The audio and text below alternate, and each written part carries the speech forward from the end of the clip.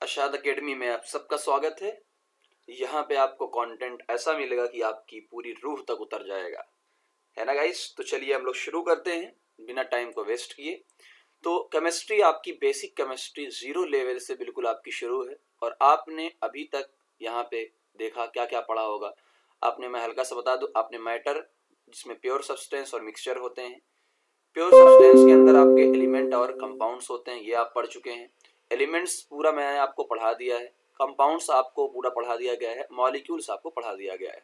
फिर मैंने एक क्वेश्चन यहीं पर पूछा था आपसे कि मॉलिक्यूल्स प्योर होते हैं या इम्प्योर होते हैं, तो आप सबको पता है, सबके अलग अलग आंसर थे। तो सिंपल याद रखिएगा, मॉलिक्यूल्स प्योर भी हो सकते हैं और इम्प्योर भी हो सकते हैं। मैं एग्जांपल देता हूँ। मॉलिक्यूल उनको कहा गया है जिनमें एक से ज़्यादा एटम होते हैं। मैंने पानी लिया H2O, तो H2O एक प्योर सब्सटेंस है, कोई दिक्कत नहीं है, मॉलिक्यूल भी है और साथ में एक प्योर सब्सटेंस भी है ना। लेकिन अगर मतलब इसी वाटर के अंदर मैंने नमक मिला दिया, अब ये प्योर नहीं रह गया, अब ये मिक्सचर बन चुका है। तो यानी मॉलिक्यूल्स प्योर भी हो सकते हैं और इम्प्योर भी हो सकते हैं। अब हम शुरू करते हैं सबसे इंपॉर्टेंट चीज की, एलिमेंट की ही कहानी को आगे बढ़ाते हुए कि एलिमेंट क्या होते हैं। तो एलिमेंट्स की कहानी आपने पढ़ लिया है कि एलिमेंट्स को देखो अलग अलग पार्ट में, दो पार्ट में स्प्लिट भी नहीं किया जा सकता है। और दूसरी बात यह है कि एलिमेंट्स जो होते हैं वो आपके एक ही टाइप के बने होते हैं कि आयरन है तो आयरन ही रहेगा, कॉपर है तो कॉपर ही रहेगा, ठीक है ना।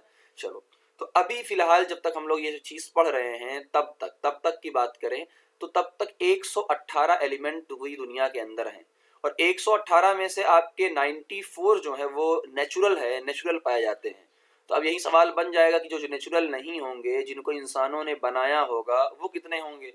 तो अब कुछ लोग कहेंगे तो आपने तो पढ़ाया ही नहीं है, लेकिन ऑलरेडी समझ लीजिए पढ़ाया गया है भाई। 118 टोटल है, 94 जो है उसमें से आपके नेचुरल हैं, तो बचे हुए जो 24 होंगे वो क्या होंगे, वो ऑटोमेटिक आपके मैन मेड होंगे।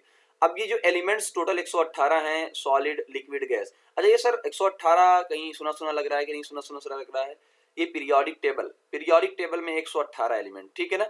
तो उसमें सॉलिड्स भी होते हैं, लिक्विड भी होते हैं और गैस भी होते हैं। पहली बात तो ये हो गई। ह्यूमन बॉडी के अंदर, हम सब के अंदर, है ना, यहाँ फिगर लगा दूंगा अपना, oxygen 65%, carbon 18%, hydrogen 10%, nitrogen 3%, calcium 2%, ये ह्यूमन बॉडी के अंदर पाए जाते हैं। अब इन एलिमेंट्स में क्या क्या आएंगे, तो आपने नाम सुना होगा, मेटल्स, नॉन मेटल्स, मेटोलाइट्स। एक बात और याद रखिएगा, ये जो आपके कहाँ कहाँ पढ़ेंगे, क्लास 8th में भी चैप्टर आपका आया होगा मेटल नॉन मेटल का, क्लास 9th में भी देखिए आ रहा है ये पूरा बता, क्लास 10th में जैसे ही आप जाएंगे मेटल नॉन मेटल का पूरा चैप्टर। तो सारी चीजों को मैंने यहाँ कंबाइन कर दिया है, तो एक ही बार पढ़ना है और ये वीडियो आपको आगे 9, 10 सबको भेज देना और आगे भी आपके काम आएगी।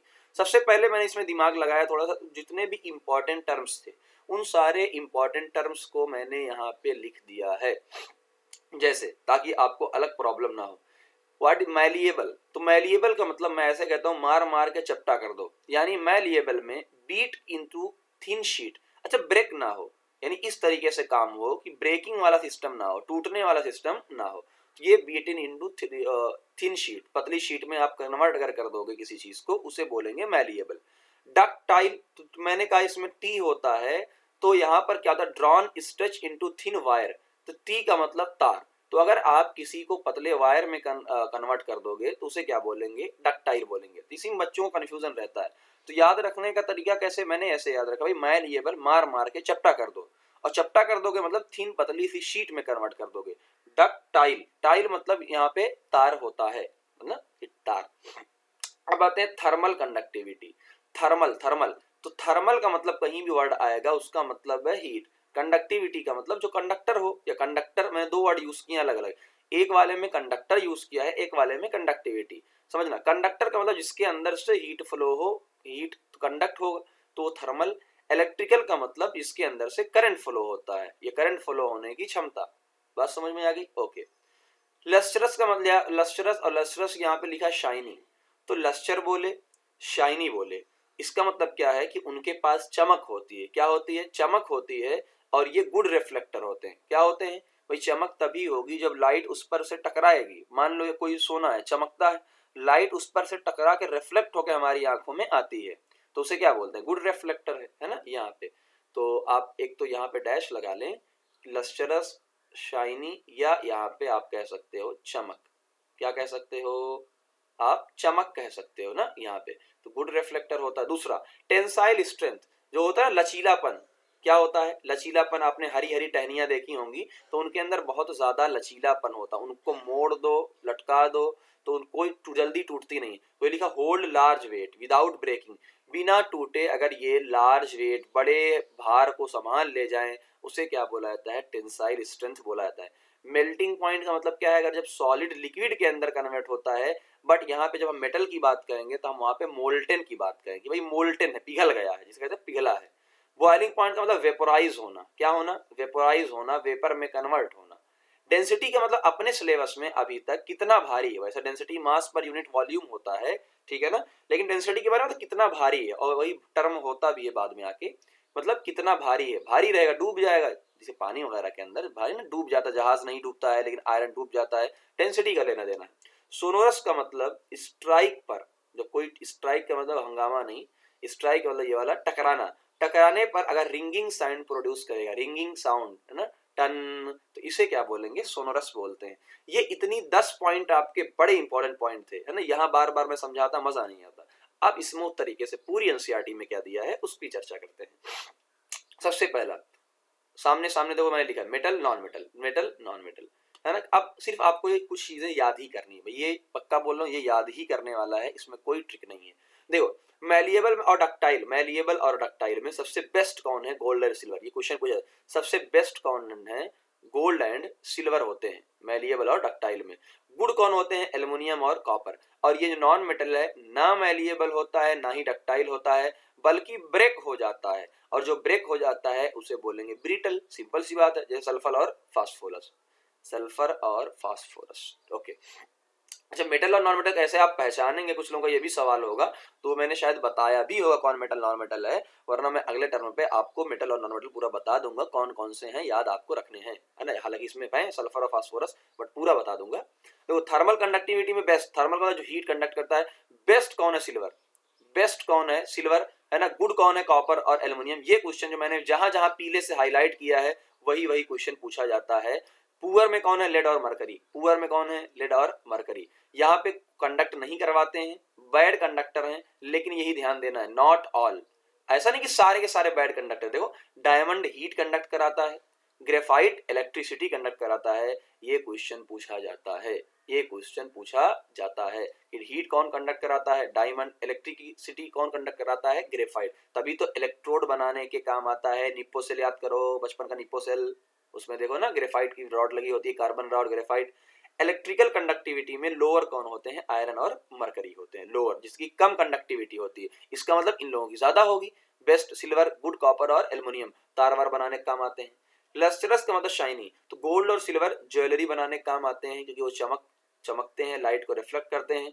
और बाकी जो नॉन मेटल होते हैं वो डल होते हैं, लेकिन इसमें एक्सेप्शन क्या है, आयोडीन, आयोडीन नॉन मेटल होता है, उसके बावजूद भी क्या होता है, चमकदार होता है, लस्ट्रस होता है। हार्डनेस में देखें, हार्डनेस अक्सर मेटल आप देखोगे तो हार्ड होते हैं, लोहा, तांबा, पीतल, है ना, ये सारे हार्ड होते हैं, लेकिन अच्छा सब इक्वली हार्ड होंगे, बिल्कुल नहीं भाई, एल्युमिनियम, अच्छा वो तो मिक्सचर हो गया। मान लो सिल्वर अलग हार्ड होगा, सोना अलग हार्ड होगा, लोहा अलग हार्ड होगा, है ना, ये सारी कहानी। यहाँ एक और चीज है, सोडियम और पोटेशियम, ये होते तो मेटल हैं, बहुत इंपॉर्टेंट क्वेश्चन ये है, हालांकि सारे जितने पीले हैं सब पीलू इंपॉर्टेंट हैं। देखो सोडियम और पोटेशियम वेरी सॉफ्ट हैं, ये सॉफ्ट इतने हैं कि इनको चाकू से काटा जा सकता है, अब यही इतना याद रखना, ये सॉफ्ट इतने हैं कि चाकू से काटा जा सकता है। और यहाँ जो नॉन मेटल होते हैं बेचारे पहले सॉफ्ट होते हैं, पहले से ही सॉफ्ट होते हैं, लेकिन डायमंड याद करो, डायमंड को काट पाओगे नहीं, हार्डेस्ट नेचुरल सब्सटेंस है पूरी दुनिया का, ये क्वेश्चन पूछा जाता है, hardest natural substance, non metal होने के बावजूद भी ऐसा है, ओके। चलो अब आते हैं हम लोग टेंसाइल स्ट्रेंथ के ऊपर, किसके ऊपर, टेंसाइल स्ट्रेंथ के ऊपर आते हैं। आयरन देखो सिंपल, टेंसाइल और लचीलापन, तो आयरन को हम लोग ब्रिज वगैरह, रेलवे ट्रैक है, ब्रिज है, मशीन है, इन सब के बनाने में यूज करते हैं, टेंसाइल स्ट्रेंथ उसकी ज्यादा होती है। फिर वही कहानी आई, सोडियम और पोटेशियम बहुत सॉफ्ट होते हैं, अब अगर इतने सॉफ्ट हैं कि चाकू से कट जाएंगे, इसका मतलब इनकी टेंसाइल स्ट्रेंथ क्या है, बहुत कम है, बहुत कम है। और नॉन मेटल की तो कम होती ही है, इस पे अगर कोई चीज आप रखोगे तो ये टूट जाएगा, पट्टा से टूटेगा, है ना, जैसे पेंसिल की नोक ले लो, है ना, देखो टूट जाती है इजी, वहीं पेंसिल का लोहा ले लो, उसी में मतलब लोहा। देख लो अगला, ऑल मेटल, जितने भी मेटल होते हैं सॉलिड होते हैं भाई, जितने भी मेटल हैं सॉलिड हैं सिवाय मरकरी के। मरकरी एक लिक्विड है, थर्मामीटर आपने देखा होगा उसमें लिक्विड होती है, मरकरी होती है, तो दिमाग में तो रख ही सकते हैं इतना। और इसमें तीनों टाइप के होते हैं, सॉलिड भी, लिक्विड भी, गैस भी। सॉलिड में कार्बन है, सल्फर है, फास्फोरस है, ये सारे क्या होते हैं, सॉलिड होते हैं। ब्रोमीन लिक्विड होता है, और गैस में हाइड्रोजन, नाइट्रोजन, ऑक्सीजन, क्लोरीन, ये सारी गैसी होती है, गैसेस। अब बच्चा यहाँ कंफ्यूज होता है, देखो ध्यान से, लिक्विड मरकरी भी है, लिक्विड ब्रोमीन भी है, बट क्वेश्चन ऐसे पूछेगा लिक्विड नॉन मेटल। अच्छा, लिक्विड है नॉन मेटल मतलब ब्रोमीन, लिक्विड है लेकिन मेटल है मतलब मरकरी। चलो, मास एम से मेटल, एम से मरकरी। ओके, मेल्टिंग पॉइंट का इसका क्या होता है भाई, जाहिर सी बात अगर हार्ड है मेल्टिंग पॉइंट हाई होगा, लेकिन फिर वही कहानी आती है कि सोडियम और पोटेशियम तो बहुत सॉफ्ट थे, इसका मतलब इनके मेल्टिंग पॉइंट कम होंगे। लेकिन गैलियम एक ऐसा आता है, इस पे क्वेश्चन बहुत ज्यादा पूछा जाता है कि गैलियम एक ऐसा होता है जैसे ही आप इसको हाथ पे रखोगे पिघलने लगेगा। इसका मतलब क्या है, हमारी बॉडी हीट पर या यूं समझ लो नॉर्मल टेम्परेचर पे भी ये पिघलने लगता है। तो ऐसे दे दे कि गैलियम है और 25 डिग्री सेल्सियस पे रखा गया है, बताओ क्या होगा भाई, पिघलने लगेगा, रूम टेम्परेचर पे पिघलने लगेगा। यहाँ पे इनका क्या होता है, low melting point, boiling point होता है। और इसी वजह से खुद सोचो, अगर बॉइलिंग पॉइंट जिसका बहुत कम होगा, बॉइलिंग पॉइंट क्या होगा, कम, इसका मतलब जल्दी से भट तुरंत क्या हो जाएगा, वेपर में कन्वर्ट हो जाएगा। भाई बॉइलिंग पॉइंट मान लो 20 डिग्री सेल्सियस है और टेम्परेचर नॉर्मल होता है 25 डिग्री सेल्सियस रूम का, तो ये सारे के सारे गैस में ही तो हो जाएंगे। तो ये इसीलिए गैस में होते हैं, इसीलिए गैस में। तो ये असर्शन रीजन का बड़ा बेस्ट क्वेश्चन ये बन सकता है, तो मे भी बने ही। Graphite is equal to high, लेकिन ग्रेफाइट ऐसा होता है जिसका मेल्टिंग पॉइंट क्या होता है, बहुत ज्यादा होता है, 37 डिग्री, 3700 डिग्री सेल्सियस। ठीक है, आगे डेंसिटी का मतलब क्या होता है, अपने यहाँ पे डेंसिटी का मतलब होता है हैवी। डेंसिटी का मतलब क्या होता है, मैंने बताया था हैवी, कितना हैवी है, लेकिन फिर वही कहानी, सोडियम पोटेशियम तो बहुत सॉफ्ट थे इसलिए बहुत हल्के होंगे, डेंसिटी कम होगी, है ना। इनकी डेंसिटी बहुत, भाई नॉन मेटल की उसके अपोजिट चलते हैं, नॉन मेटल की डेंसिटी कम होती है क्योंकि अक्सर वो गैसेस में होते हैं, अक्सर वो गैसेस में होते हैं, और जो सॉलिड वाले भी होते हैं उनकी भी कम होती है। लेकिन आयोडीन की डेंसिटी हाई होती है, अब कितनी हाई होती है ये नहीं पता, बट हाई होती है, नॉर्मल से हाई होती है। सोनोरस का मतलब क्या है, बताया था साउंड, तो इसको बेल मेकिंग में, म्यूजिकल इंस्ट्रूमेंट के वायर में इस चीज की प्रॉपर्टी का यूज किया जाता है, और यहाँ पे साउंड प्रोड्यूस नहीं होता है। कुछ कलर की बात कर लेते हैं जो आप याद रख लीजिएगा, कापर रेडिश ब्राउन का होता है, गोल्ड येलो होता है, गोल्ड को सभी जानते हैं, है ना। और से ऐसे ही सल्फर येलो होता है, फास्फोरस व्हाइट और रेड होता है। अच्छा, व्हाइट रेड नहीं होता है ना, व्हाइट और रेड होता है, यानी व्हाइट फास्फोरस आता है, रेड फास्फोरस आता है ना, इस टाइप के। ग्रेफाइट ब्लैक होता है तो जानते ही हैं, क्लोरीन येलो ग्रीन होता है, ब्रोमीन रेड और ब्राउन होता है, हाइड्रोजन और ऑक्सीजन कलरलेस होता है। तो ये पूरी कहानी किस चीज की थी, ये पूरी कहानी आपकी इस चीज की थी कि मेटल और नॉन मेटल क्या है। तो एक बार पढ़िएगा, दोबारा आपको 10th तक भी पढ़ने की जरूरत नहीं पड़ेगी। ओके, अब एक क्वेश्चन यहाँ पे और है, क्वेश्चन क्या स्टेटमेंट है, life would not have been possible without the presence of non metal.